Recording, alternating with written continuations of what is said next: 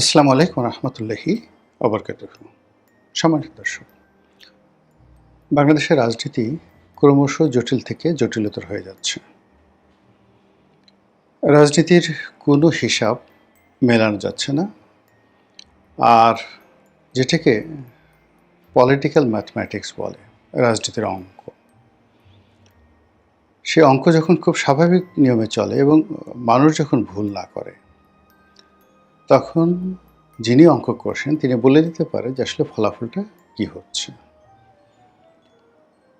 রাজনীতির প্রায় প্রতিটি উপসর্গ এবং অনুসর্গ একে অপরের সঙ্গে এমনভাবে কন্ট্রাডিক্ট এবং কনফ্লিক্ট করছে। মাথার সঙ্গে লেজের, লেজের সঙ্গে মাথার ক্রমশ সংঘর্ষ হচ্ছে। আর এতে করে অসংখ্য অস্থিরতা দেখা দিচ্ছে এবং কেউ কারোর প্রতি বিশ্বাস স্থাপন করতে পারছে না। এই মুহূর্তে সরকারের সবচেয়ে বড় সংকট, এটা অস্তিত্বের সংকট নয়, এটা হলো রিয়ালিটির সংকট। সরকারকে কারা ভালোবাসেন সরকার জানে না, সরকারের বন্ধুকে সরকার জানে না, শত্রুকে তাও জানে না। তারপর সরকারের যারা প্রতিপক্ষ, তারা কি সরকারকে ভয় পাবে, নাকি এক ধাক্কায় ফেলে দেবে? তারা কি শেখ হাসিনার মতো তারেক রহমান সাহেবকেও দেশ থেকে তাড়িয়ে দেবে, নাকি শেখ হাসিনা যেভাবে 17 বছর ক্রমাগত জুলুম অত্যাচার চালাতে পেরেছিলেন, একইভাবে তারেক রহমান সাহেবকে 17 বছর সময় দেবে? এই বিষয়গুলো নিয়ে বিরোধী দল যারা আছেন তাদের মধ্যে যথেষ্ট মতানৈক্য আছে। অন্যদিকে সরকার তার আপন গতিতে কতগুলো কাজ করে যাচ্ছে। সরকারের অর্থনৈতিক পরিকল্পনা, বিরোধী দল দমনের পরিকল্পনা, পররাষ্ট্র নীতির ক্ষেত্রে বিদেশে বন্ধু নির্বাচনের পরিকল্পনা এবং সর্বোপরি তাদের যে নির্বাচনী ম্যানিফেস্ট, সেই নির্বাচনী ম্যানিফেস্ট বাস্তবায়ন করার জন্য অকাতরে এবং অঢেল অর্থ তারা ব্যয় করছে। আর এই যে তাদের নির্বাচনী ম্যানিফেস্টো, এগুলো বাস্তবায়ন করতে গিয়ে সরকারের ভিতরে পক্ষ বিপক্ষ, অন্তর্দ্বন্দ্ব, মারামারি, কাটাকাটি, হানাহানি যা কিছু হচ্ছে তা রীতিমতো শাসক মহলের যারা শীর্ষ পর্যায়ে রয়েছেন সবাইকে মারাত্মক আতঙ্কের মধ্যে ফেলে দিয়েছে।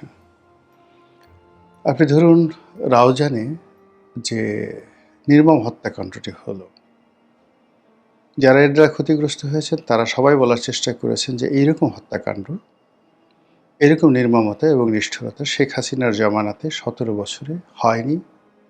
তারা আরও বলার চেষ্টা করেছেন যে এ কাজ শেখ হাসিনা সাহস পায়নি। ঠিক একই কাজ এই জমানাতে ঘটে যাচ্ছে দলীয় নেতাকর্মীদের বিরুদ্ধে। তো এই অবস্থাতে আপা, মানে সাবেক প্রধানমন্ত্রী, তিনি আসছেন, তিনি আসবেন, তিনি আসার জন্য ব্যস্ততা দেখাচ্ছেন। তার নেতাকর্মীদের মধ্যে হৈ হুল্লোড় শুরু হয়ে যাচ্ছে। দেশে বিভিন্ন জায়গাতে মিছিল হচ্ছে, মিটিং হচ্ছে এবং অব্যাহতভাবে এটি বাড়তে থাকবে বলে আওয়ামী লীগের পক্ষ থেকে বলা হচ্ছে। ঠিক এই সময়টিতে সরকারের যারা বান্ধব বা এই শেখ হাসিনা তাড়ানোর যে মূল কারিগর, সেই মূল কারিগর যারা ইউনূস জমানাতে রাষ্ট্র ক্ষমতা পরিচালনা করেছে এবং তাদের মবের ভয়ে বিএনপি, আওয়ামী লীগ থেকে শুরু করে সাধারণ আমজনতা থর থর করে কেঁপেছে। সেই লোকগুলো এখন উল্টো মবের শিকার হচ্ছে। কখনো আওয়ামী লীগের গুপ্ত বাহিনী তাদেরকে আক্রমণ করছে, তাদেরকে মারধর করে তাদের মুখ থেকে আজে বাজে শব্দ বের করছে, গালাগাল বের করছে সরকার সম্পর্কে, জুলাই আগস্ট বিপ্লব সম্পর্কে, জামাত সম্পর্কে, এনসিপির সম্পর্কে। আর বঙ্গবন্ধুকে তারা বাবা ডাকায় ছাড়ছে, আব্বা ডাকিয়ে ছাড়ছে, আওয়ামী লীগ শেখ হাসিনাকে মা ডাকিয়ে ছাড়ছে। তো এই যে ভিডিওগুলো বা এই কর্মকাণ্ডগুলো সারা দেশে নানাভাবে নানা রকম যাকে বলা হয় রসায়ন তৈরি করছে। অনেকের মনে আতঙ্ক দেখা দিয়েছে, অনেকের মনে প্রচণ্ড ভয় দেখা দিয়েছে যে এভাবে যদি চলে তাহলে আমাদের শেষ পরিণতি কী, কীভাবে আমরা টিকে থাকব। এই যখন সরকারের অবস্থা, ঠিক সেই সময়টাতে দেশের প্রধান দুটো রাজনৈতিক দল, এখন তো আওয়ামী লীগ রাজনীতির ময়দানে না থাকার কারণে সরকারের বন্ধু বলেন, শত্রু বলেন, সরকারের বেদনা বলেন, আশা বলেন, আকাঙ্ক্ষা বলেন, সবই এনসিপি আর সবই জামাত। তো এখন সেই জামাত এবং এনসিপি যদি সরকারের সঙ্গে মিশে যায় একেবারে গোল আলুর মতো বা আলু ভর্তার মতো, তাহলে সরকারের কি হবে? আবার এই এনসিপি এবং সরকার, জামাত, এই দুটো দল যদি রাজপথ গরম করে তাহলে কি হবে? প্রথমটি হলো যে সরকারে যারা আছেন তারা কোনো অবস্থাতেই এখনো পর্যন্ত এনসিপি নামক দলটিকে, এর নেতা নেত্রীদেরকে, অথবা জামাত ইসলামী নামক দলটিকে, নেতা নেত্রীদেরকে সত্যিকার অর্থে একটি ইফেক্টিভ বিরোধী দল, শক্তিশালী বিরোধী দল এটা মনেই করে না। কাজে তারা যত হুমকি দিচ্ছে, ধামকি দিচ্ছে, এটাকে সরকার বুড়ো আঙুল দেখাচ্ছে।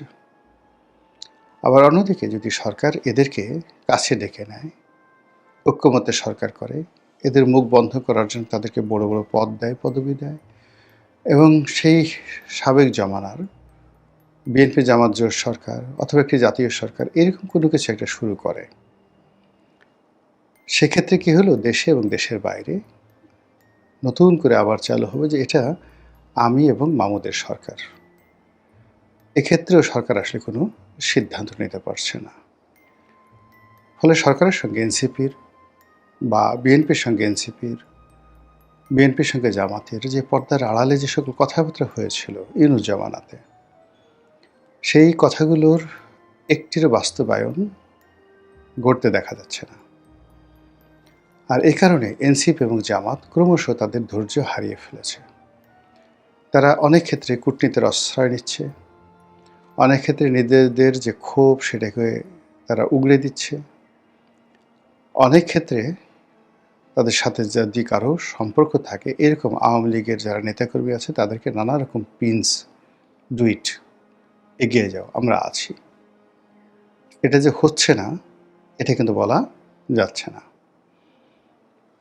এদিকে আওয়ামী লীগ এবং বিএনপি আগামীতে যে রাজনীতি, সেই রাজনীতিতে দুটো দল যদি মুখোমুখি হয় আর এনসিপি আর জামাত যদি মাঠে না নামে, যদি পেছন দিক থেকে তালি মারে, তাহলে কি হবে?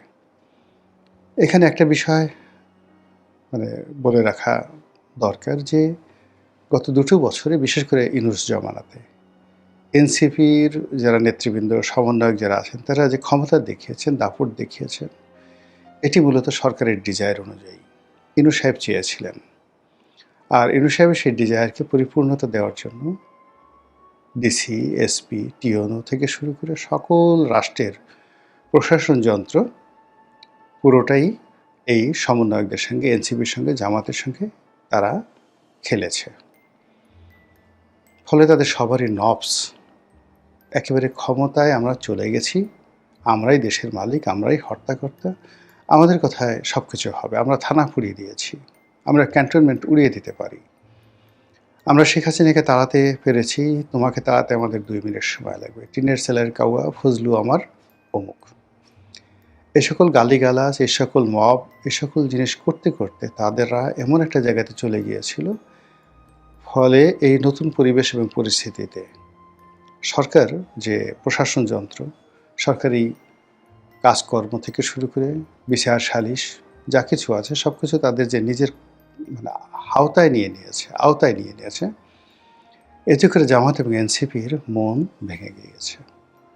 তারা হয়তো এমন কিছু করার চেষ্টা করছে যে চেষ্টার ফলে সরকার নিজেদেরকে মনে করছে অসহায়। তারা হয়তো এমন কিছু করার চেষ্টা করছে যেটি সরকারের বিরক্তি তৈরি করেছে। তারা হয়তো এমন কিছু করার চেষ্টা করেছে যেগুলো সরকারকে মনে করছে যে এদেরকে এখনই আসলে থামানো দরকার। এবং রাষ্ট্রের যে গোয়েন্দা সংস্থাগুলো রয়েছে, আপনারা জানেন যে প্রধানমন্ত্রীর সঙ্গে সরাসরি ডিজিএফআই, এনএসআই তাদের যারা প্রধান, তাদের সরাসরি নিয়মিত বৈঠক হয়, কোনো ভায়া মিডিয়া নয়। এই দুটো প্রতিষ্ঠান সরাসরি প্রধানমন্ত্রীর অধীন।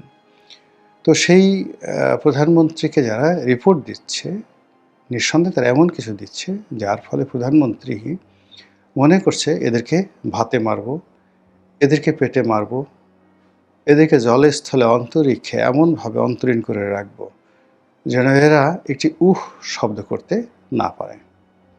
আর এ সমস্ত কাজ করার জন্য যেটি দরকার সেটি হলো কারো অর্থনৈতিক মেরুদণ্ড, ব্যাকবোন ভেঙে দেয়া। শেখ হাসিনা এই কাজটি খুব সুকৌশলে করতে পেরেছিলেন। শেখ হাসিনা ইসলামী ব্যাংককে দখল করে নিয়েছিলেন। জামায়াত ইসলামের আরও যত রকম প্রতিষ্ঠান রয়েছে সমস্ত প্রতিষ্ঠানের উপর তিনি রীতিমতো রাষ্ট্রযন্ত্রের স্টিম রোলার চালিয়েছিলেন। তো শেখ হাসিনার সেই যে কর্মকাণ্ডগুলো, এগুলো কি শুরু হয়েছে? এগুলো কি চলছে? শেখ হাসিনা যেভাবে সফল হয়েছেন, বর্তমান সরকার কি সেভাবে সফল হবে? শেখ হাসিনার জমানাতে যেভাবে সব কিছু মেনে নেওয়া হয়েছিল, বর্তমান জমানাতে কি সেগুলো মেনে নেওয়া হবে? আদ্দিন হাসপাতাল, তারপর ইসলামী ব্যাংক, এই দুটো প্রতিষ্ঠানে যা কিছু হয়েছে তার সঙ্গে কি আপনি অতীতের কোনো কর্মকাণ্ডের মিল পাচ্ছেন? নাকি নেহায়েতই একেবারে ধারাবাহিক যে কাজ সরকার জনকল্যাণে করে সেরকম কাজকর্ম তারা করে যাচ্ছে? তো এই সকল বিষয়াদি নিয়ে সরকার এবং বিরোধী দলের মধ্যে যেমন টানাপোড়েন চলছে, একই সঙ্গে বিরোধী দলের যে নৈতিক মনোবল এবং তাদের যে ক্ষোভ বিক্ষোভ, মনোবল ভেঙে পড়ছে, ক্ষোভ বিক্ষোভ বেড়ে যাচ্ছে। আর সেটি সরকারকে কেমন বিপদে ফেলে সেটি এখন দেখার বিষয়। মহান আল্লাহ আমাদের সবাইকে হেদায়েত দান করুন এবং হেফাজত করুন। আসসালামু আলাইকুম ওয়া রাহমাতুল্লাহি ওয়া বারাকাতুহু।